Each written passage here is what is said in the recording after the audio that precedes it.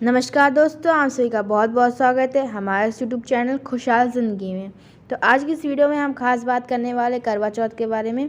और इस वीडियो में हम डिटेल में डिस्कस करने वाले हैं कि अगर आप करवा चौथ व्रत हैं तो आपको किस तरह से 16 श्रृंगार करना चाहिए।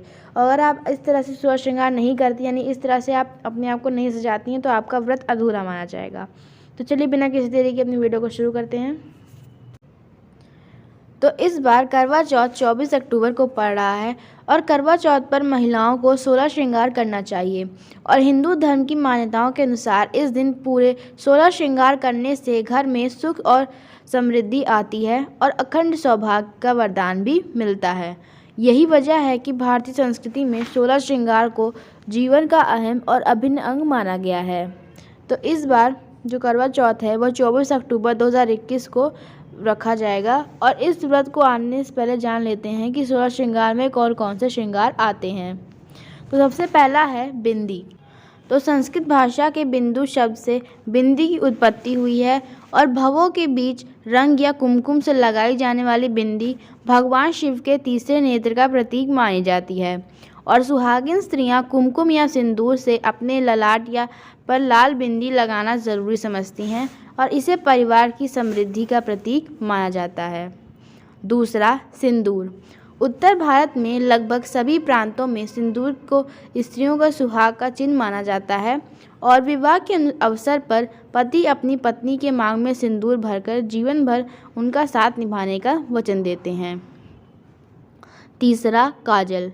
काजल आँखों का श्रृंगार है और इससे आँखों की सुंदरता तो बढ़ती ही है, लेकिन काजल दुल्हन और उसके परिवार के लोगों को बुरी नज़र से भी बचाता है। चौथा, मेहंदी। मेहंदी के बिना सुहागिन का श्रृंगार अधूरा माना जाता है और शादी के वक्त दुल्हन और शादी में शामिल होने वाली परिवार की सुहागिन स्त्रियां अपने पैरों और हाथों में मेहंदी रचाती हैं। ऐसा माना जाता है कि नववधू के हाथों में मेहंदी जितनी गाढ़ी रचती है, उसका पति उससे उतना ही ज़्यादा प्यार करता है। पांचवा, लाल जोड़ा। उत्तर भारत में आमतौर से शादी के वक्त दुल्हन को शादी का लाल जोड़ा पहनाया जाता है और पूर्वी उत्तर भारत और बिहार में फेरों के वक्त दुल्हन को पीले या लाल रंग की साड़ियाँ पहनाई जाती हैं। इसी तरह महाराष्ट्र में हरा रंग शुभ माना जाता है और वहाँ शादी के वक्त दुल्हन हरे रंग की साड़ियाँ मराठी शैली में बांधती हैं। और करवा चौथ पर सुहागिनों को लाल जोड़ा या शादी का जोड़ा अवश्य पहनना चाहिए रीति रिवाज के अनुसार। अगली चीज़ है गजरा। दुल्हन के जूड़े में जब तक सुगंधित फूलों का गजरा न लगा हो तब तक उसका श्रृंगार फीका सा लगता है। और दक्षिण भारत में तो सुहागिन स्त्रियां प्रतिदिन अपने बालों में हर श्रृंगार के फूलों का गजरा लगाती हैं और करवा चौथ पर किए जाने वाले 16 श्रृंगार में से गजरा भी एक है। सातवीं जो चीज़ है वो है मांग टीका। और सिंदूर के साथ पहनने वाला मांग टीका जहाँ एक और सुंदरता बढ़ाता है, वहीं वह सौभाग्य का भी प्रतीक माना जाता है। और ऐसी मान्यता है कि नववधू को मांग टीका ठीक सिर के बीचों बीच इसलिए पहनाया जाता है कि वह शादी के बाद हमेशा अपने जीवन में सही और सीधे रास्ते पर चले और वह बिना किसी पक्षपात के सही निर्णय ले सके। आठवीं चीज़ वो है नथ। ऐसी मान्यता है कि सुहागिन स्त्री के नथ पहनने से पति के स्वास्थ्य और धन धान में वृद्धि होती है और इसीलिए करवा चौथ के अवसर पर नथ पहनना ना भूलें। नौवीं चीज़ जो है वो है कर्णफूल या कान की बालियाँ। और 16 श्रृंगार में एक आभूषण कान का भी है और करवा चौथ पर अपने कान को सूना ना रखें और उसमें सोने की बालियाँ अवश्य पहने। 10वां आभूषण जो आपको पहनना है वह है मंगलसूत्र या हार। और सुहागिनों के लिए मंगलसूत्र और हार वचनबद्धता का प्रतीक माना जाता है और सौभाग्य का भी प्रतीक माना जाता है, इसलिए इसको करवा चौथ पर आपको ज़रूर पहनना है। अगली चीज़ है आलता या महावर। नए दुल्हनों के पैर में आपने आलता तो देखी होगी और इसका एक खास महत्व भी है।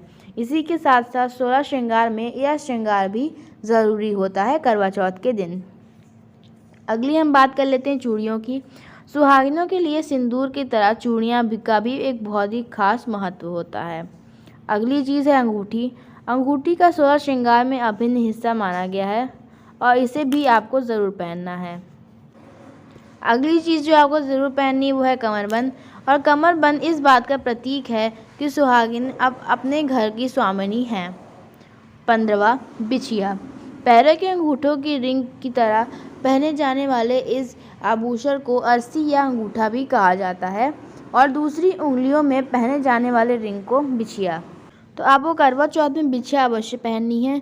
अगली चीज़ हम बात कर लेते हैं और आखिरी चीज़ की, जो कि है पायल। ये माना जाता है कि सुहागिनों को कभी अपना पैर खाली नहीं छोड़ना चाहिए और उनके पैरों में हमेशा पायल रहनी चाहिए और आपको करवा चौथ के दिन खासकर आपको पायल ज़रूर पहननी है। तो आज की वीडियो के लिए इतना ही। अगर आपको हमारी वीडियो पसंद आती तो प्लीज़ हमारे चैनल को लाइक, सब्सक्राइब और शेयर करिएगा। मिलती हूँ मैं आपसे अपनी अगली वीडियो में, तब तक के लिए नमस्कार।